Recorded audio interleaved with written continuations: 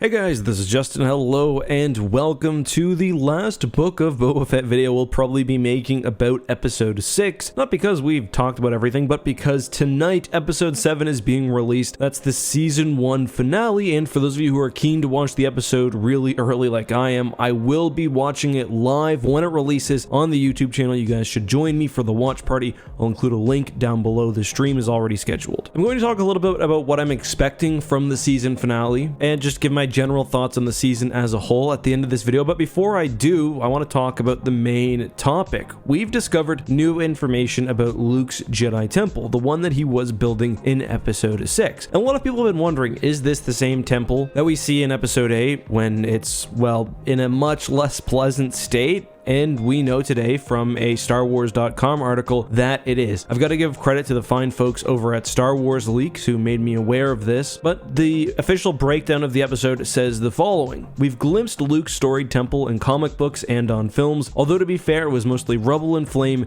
in Star Wars The Last Jedi. Now we turn back the clock to see new Jedi school at its inception, with androids working hard to place every stone on the first humble hut. So yeah, this is at the very least on the same planet. Now, does that necessarily mean that this exact temple was pictured in any of the shots that we've seen before? No, I don't think so. Luke's Jedi school greatly expanded. I mean, there were a lot of students. If you look at this shot, I'll just pause it for a second, you can see there are a lot of dead bodies on the ground here. Luke had pretty seriously expanded the scope of his training from the days of it just being Grogu. My guess is he had this first hut initially set up for a while, then moved to probably a larger space when the needs of the school dictated such. And I think this makes sense. Although they're clearly on plains or flat land compared to the mountainous territory from the episode, it does definitely look like the same planet, and of course the architecture is very, very similar. One thing that I actually found kind of interesting is the use of androids. To me, this implies that Luke has official support, perhaps and most likely from the New Republic, in creating his Praxium or his academy. This is pretty similar to what happened in Star Wars Legends. Luke started off on Yavin with the support of the New Republic. He moved into the old temples that were present. He started off with some very small classes. Then, as he got more students, he remediated more temples and continued to receive official New Republic support in the form of droids, like in the case here, but also supply runs, and in cases where there was a threat to the temple, even orbiting fleets to protect the students. I guess the last question on this topic is, where is this planet? And I think the obvious answer is Aegin Kloss. Both planets seem to have very, very large land masses. They're full of life. They, of course, seem to have similar biomes. In the Rise of Skywalker novel, we know that Luke compares Aegin Kloss to Dagobah, so that makes sense as a place where you'd have a Jedi Academy. And of course, it was that very planet where Luke trained his sister Leia. One thing I will note though is that like Yavin, Aegin Kloss is technically a moon, not a planet itself. It orbits a gas giant. We didn't see that in The Mandalorian, though that doesn't mean it doesn't exist. It could have just been the way the planet was oriented at the time and where Yoda, Luke, and everyone else was. So yeah, I thought that was an interesting bit of information. I definitely assumed it was the same place, but it's nice to have the confirmation. Let's talk a little bit though about what I expect to see now in the season finale of the Book of Boba Fett. Once again, I almost called it The Mandalorian. Of course, that's because of how the last 2 episodes have been.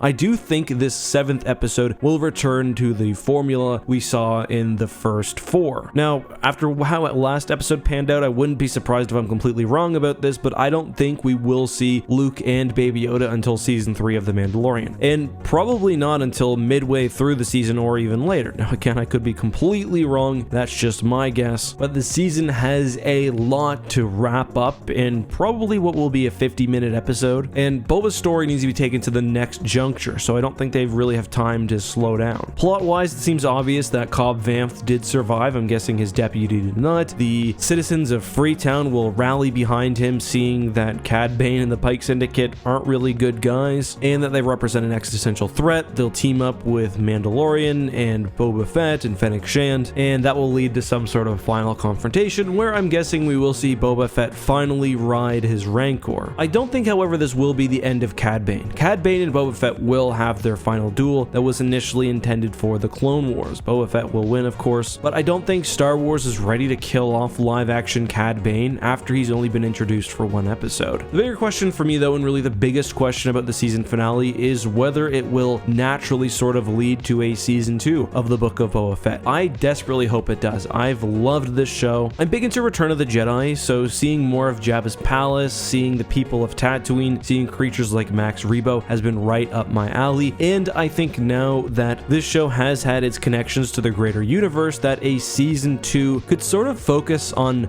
smaller scale things or things more related to the Star Wars underworld. Boba Fett going to Nar Shaddaa, facing off against the Hutts, things like that. I think one of the major issues with this show is that it was the first live action thing we got since The Mandalorian season 2, and what's more, there's going to be a 2-year gap between Mando season 2 and season 3. I think the creators probably felt that it was their duty to not only appeal to ordinary Star Wars fans who seem to be much more interested in The Mandalorian, but also to put a midpoint for the story to help keep the interest alive. If the Book of Boba Fett season 2 came out next year, there will be so many shows running at this point. Star Wars is about to enter a golden age of TV that I do think a Book of Boba Fett season 2 could be much smaller scale or could be significantly different, because there will be other shows for fans who aren't interested in that. It's not like one show has to carry the kind of the hopes and dreams of all Star Wars fans. But guys, just my thoughts. Let me know what you guys think. Am I right? Am I wrong? What about the Jedi Temple? I look forward to reading and hearting a bunch of your comments down below. Again, guys, a reminder, tonight at 12 p.m. Pacific, 3 p.m. Eastern time, we will be doing a watch party / live reaction of the Book of Boba Fett finale. If you don't know what I look like, I'll have a webcam so you get to see me for the first time, though. Of course, if you're subscribed to my gaming channel,